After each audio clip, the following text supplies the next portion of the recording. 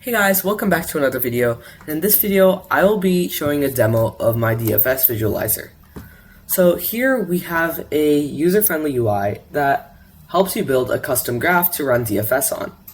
So here you can press Add Node, and it says Add Node Mode. Click on the canvas to add nodes. So you can click anywhere, and as you can see, it shows nodes where I'm clicking, right?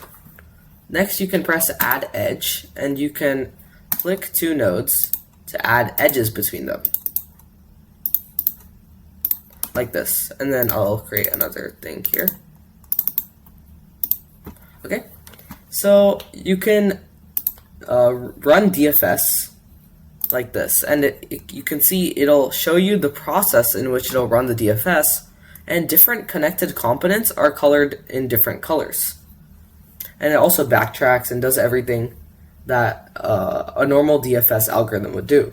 It has a delete feature where you can delete singular edges by just clicking the nodes in which the edges are between. See edge between node 0 and node 1 deleted. Or you can delete all the edges and the node itself by just double clicking on the node. So let's say I want to delete node 4, then you would just double click on node 4, and then boom, it's deleted. So yeah, in case you want to see more about the backtracks on the DFS, I'm going to delete this connected component so that it'll become more clear. Also, this can pan by just right-clicking and dragging, and zoom with the scroll wheel. The reset zoom takes you back to the default view. And yeah, so let's do a more complicated DFS so that maybe the demo would be more helpful to see how it works. Okay, I think that's good. Run DFS.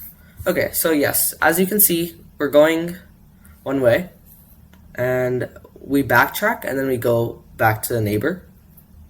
And because there's no more nodes, it goes back, and yeah, because there's only one connected component, it's all colored in one color.